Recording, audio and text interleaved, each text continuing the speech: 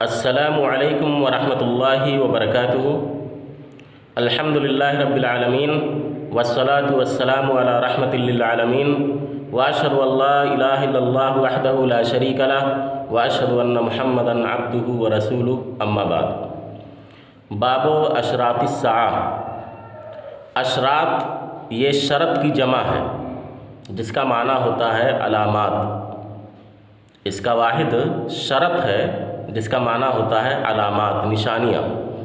تو باب اشراط الساعہ یعنی قیامت کی نشانیوں کا بیان۔ الفصل الاول عن انس رضی اللہ عنہ قال سمعت رسول اللہ صلی اللہ علیہ وسلم یقول۔ انس رضی اللہ تعالیٰ عنہ کہتے ہیں کہ میں نے رسول اللہ صلی اللہ علیہ وسلم کو فرماتے ہوئے سنا، ان من اشراط الساعة ان یرفع العلم ویکثر الجہل ویکثر الزنا ویکثر شرب الخمر ویقل الرجال ویکثر النساء حتی یکون ل50 امرأة القیم الواحد وفی روایت یقل العلم ویظہر الجہل، متفق علیہ۔ انس رضی اللہ تعالیٰ عنہ کہتے ہیں کہ میں نے رسول اللہ صلی اللہ علیہ وسلم کو فرماتے ہوئے سنا کہ یقیناً قیامت کی نشانیوں میں سے یہ ہے کہ علم اٹھا لیا جائے گا، جہالت زیادہ ہوگی، زنا عام ہو جائے گا، شراب بکثرت پی جانے لگے گی، ویقل الرجال اور مرد کم ہو جائیں گے، ویکثر النساء اور عورتیں زیادہ ہو جائیں گی، حتی یکون ل50 امرأة القیم الواحد، یہاں تک کہ 50 عورتوں کے لیے ایک مرد منتظم ہوگا، ایک شخص منتظم ہوگا۔ اور ایک دوسری روایت کے اندر ہے کہ آپ صلی اللہ علیہ وسلم نے فرمایا کہ یقل العلم، علم کم ہو جائے گا، ویظہر الجہل اور جہالت ظاہر ہوگی یعنی جہالت عام ہوگی۔ تو اس حدیث کے اندر اللہ کے نبی جناب محمد رسول اللہ صلی اللہ علیہ وسلم نے ارشاد فرمایا کہ علم کا کم ہو جانا اور جہالت کا عام ہونا یہ قیامت کی نشانیوں میں سے ہے۔ اور علم کیسے کم ہوگا؟ ایک دوسری روایت کے اندر بخاری کے ملتا ہے کہ اللہ رب العالمین لوگوں کے سینوں سے علم نہیں اٹھائے گا، بلکہ علماء کی روح قبض کر کے علم کو اٹھایا جائے گا، یعنی علماء یکے بعد دیگرے انتقال ہوتے چلے جائیں گے، اور اس طریقے سے دنیا میں علم کم ہو جائے گا اور جہالت کا دور دورہ ہوگا، جہالت عام ہوگی۔ اسی طریقے سے قیامت کی ایک نشانی آپ صلی اللہ علیہ وسلم نے یہ بھی بتلائی کہ قیامت کے قریب زنا عام ہو جائے گا، زنا بکثرت پھیل جائے گا، اور شراب خوب پی جانے لگے گی۔ جو شراب اسلام نے حرام کی ہے اسے لوگ خوب پئیں گے۔ ایک روایت کے اندر ملتا ہے کہ اللہ کے نبی صلی اللہ علیہ وسلم نے ارشاد فرمایا کہ میری امت میں کچھ ایسے لوگ پیدا ہوں گے جو شراب کو، ریشم کو اور زنا کو حلال سمجھ لیں گے۔ تو قیامت کی نشانیوں میں سے ایک نشانی یہ بھی ہے کہ شراب خوب پی جانے لگے گی، اور مرد کم ہو جائیں گے، عورتیں زیادہ ہو جائیں گی، یہاں تک کہ 50 عورتوں کا منتظم ایک شخص ہوگا۔ تو یہاں پر جو 50 عورتیں کہا گیا ہے، بعض روایات کے اندر 40 عورتوں کا تذکرہ ہے، تو ممکن ہے کہ متعین عدد مراد ہو، یعنی 50 عورتوں کا آدمی منتظم ہو، اور یہ جو 40 ہے یہ 50 کے منافی نہیں، یعنی 40 یہ 50 میں داخل ہے۔ اور یہ بھی ممکن ہے کہ عدد کی تعیین مراد نہ ہو بلکہ مبالغہ اور کثرت مراد ہو کہ بہت ساری عورتوں کا منتظم ایک شخص ہوگا۔ اور جو 50 عورتوں کا منتظم ایک شخص ہوگا تو اس کا یہ مطلب نہیں ہے کہ وہ اس کی 50 بیویاں ہوں گی، مطلب یہ ہے کہ مرد کم ہو جائیں گے، ان کی دیکھ ریکھ کرنے والا، ان کو کمانے کھلانے والا، ان کے کام آنے والا کوئی شخص نہیں ہوگا۔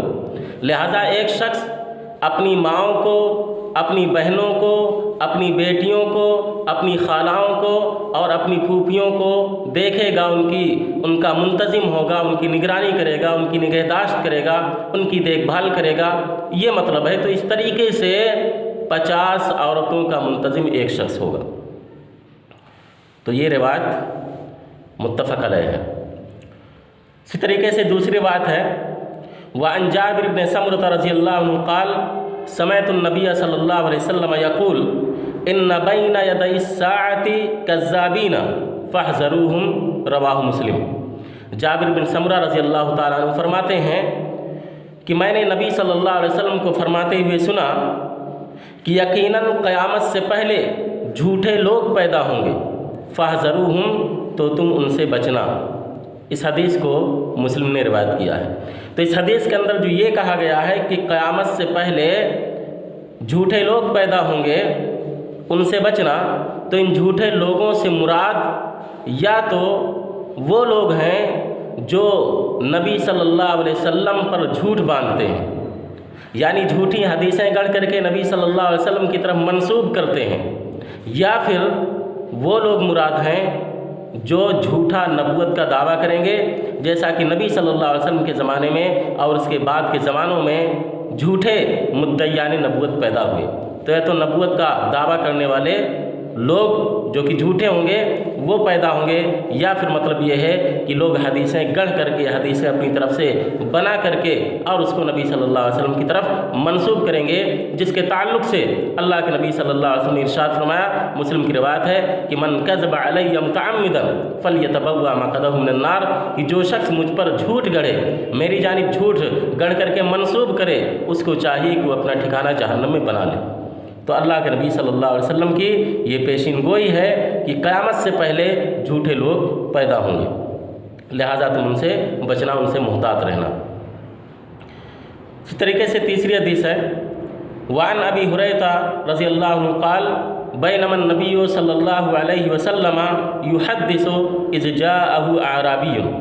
ابو ہریرہ رضی اللہ تعالیٰ عنہ کہتے ہیں کہ اس اثنا میں کہ نبی صلی اللہ علیہ وسلم بیان فرما رہے تھے، گفتگو کر رہے تھے کہ ایک اعرابی شخص، ایک دیہاتی شخص آپ صلی اللہ علیہ وسلم کے پاس آیا، فقالا، تو اس نے کہا متی الساعۃ، قیامت کب آئے گی؟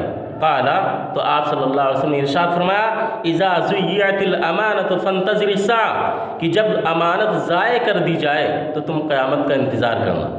جب امانت ضائع کر دی جائے تو تم قیامت کا انتظار کرنا۔ قال کیف اضاعتها، تو اس نے سوال کیا کہ امانت کا ضائع کرنا کیسے ہوگا؟ قالا، تو آپ صلی اللہ علیہ وسلم نے ارشاد فرمایا اذا وسد الامر الى غیر اہلہ فانتظر الساعۃ، کہ جب معاملات نااہلوں کے سپرد کر دیے جائیں تو تم قیامت کا انتظار کرنا۔ اس حدیث کا مطلب یہ ہے کہ قیامت کے قریب معاملات یعنی حکومت، قضاء، بادشاہت، گورنری یعنی عہدے اور مناصب، یہ سب نااہلوں کو سپرد کر دیے جائیں گے، نااہلوں کے حوالے کیے جانے لگیں گے۔ تو اللہ کے نبی صلی اللہ علیہ وسلم نے فرمایا کہ یہ امانت کا ضائع کرنا ہے، یعنی کسی نااہل شخص کو عہدہ منصب دینا، اس کو حاکم بنانا، یہ امانت کو ضائع کرنا ہے، اور جب امانت ضائع کی جانے لگے تو تم قیامت کا انتظار کرنا۔ تو یہ بھی قیامت کی ایک نشانی ہے۔ اس حدیث کو بخاری نے روایت کیا ہے۔ محترم حضرات، یہ مشکات شریف جلد ثانی میں کتاب الفتن کے اندر باب اشراط الساعہ کی چند حدیثیں ہیں، اسی کا درس ہے۔ اللہ تبارک تعالیٰ سے دعا ہے کہ اللہ تبارک تعالیٰ ہم سب کو قیامت سے پہلے نیک اعمال انجام دینے کی توفیق عطا فرمائے، آمین۔ والسلام علیکم ورحمۃ اللہ وبرکاتہ۔